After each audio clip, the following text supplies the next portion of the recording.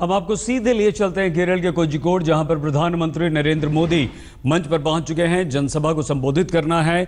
BJP की राष्ट्रीय परिषद की बैठक के बाद बस अब प्रधानमंत्री नरेंद्र मोदी कुछ ही पलों में बोलेंगे और भारत और पाकिस्तान के बीच चल रहे टेंशन, उरी हमले के बाद तो आज प्रधानमंत्री को सुनना चाहते हैं देशवासी और उम्मीद ये की जा रही है कि प्रधानमंत्री नरेंद्र मोदी को एक कड़ा संदेश देंगे।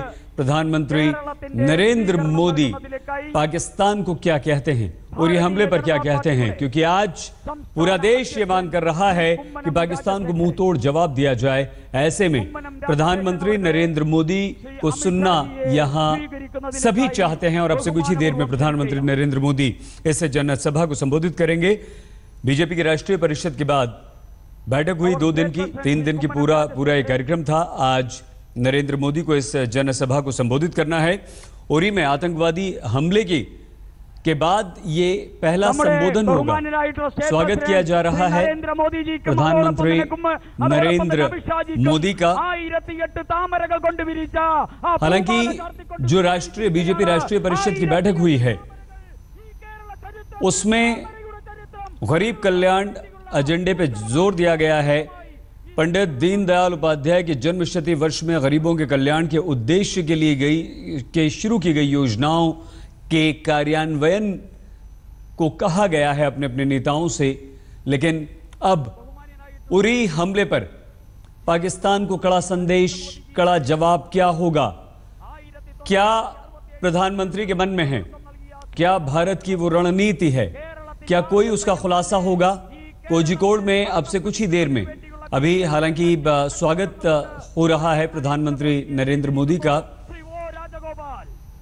उन्हें पुष्पगुच्छ और फूलमाला पहनाकर उनका स्वागत किया जा रहा है। लेकिन जब प्रधानमंत्री नरेंद्र मोदी बोलेंगे तो वो क्या बोलेंगे ये सभी सुनना चाहते हैं, क्योंकि इस बैठक के बाद भाजपा की तरफ से भाजपा नेताओं, बीजेपी नेताओं ने उरी हमले पर पूछे गए पत्रकारों के सवालों को टाला है और राम माधव वहां पर मौजूद थे।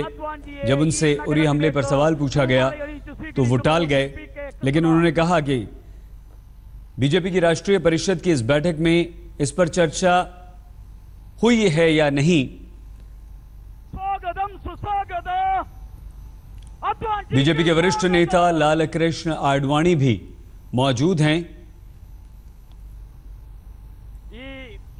हमें इंतजार करने की जो बात कही जा रही थी राष्ट्रीय परिषद की इस बैठक से पहले और बैठक के दौरान भी, वो इंतजार शायद अब खत्म होगा, क्योंकि ये बैठक तो खत्म हो चुकी है और अब बारी है इस विशाल जनसभा को संबोधित करने की।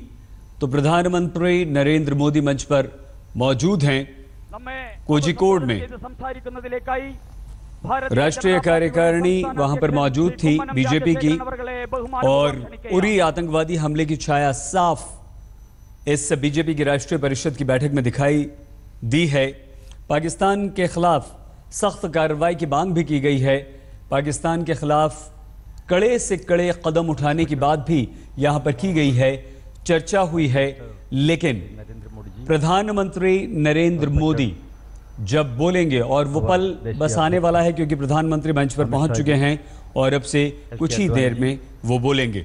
हालांकि 3 दिन का ये जो आयोजन था बीजेपी का, उसमें बीजेपी अध्यक्ष अमित शाह का संबोधन भी हुआ, लेकिन उन्होंने गरीब कल्याण एजेंडे पर जोर दिया है। पाकिस्तान के खिलाफ सख्त कार्रवाई की वकालत तो हुई ही है यहाँ पर, लेकिन अब क्या संदेश दिया जाता है पाकिस्तान को, क्योंकि पाकिस्तान के खिलाफ देश में जबरदस्त आक्रोश है, गुस्सा है और पाकिस्तान को मुंह तोड़ जवाब देने की बात हो रही है। हालांकि कूटनीतिक स्तर पर भारत ने पाकिस्तान को चौतरफा घेरने की कोशिश की है, जिसमें भारत कामयाब हुआ है। अंतर्राष्ट्रीय स्तर पर पाकिस्तान की करतूत को पूरी दुनिया को बताने में भारत कामयाब रहा है।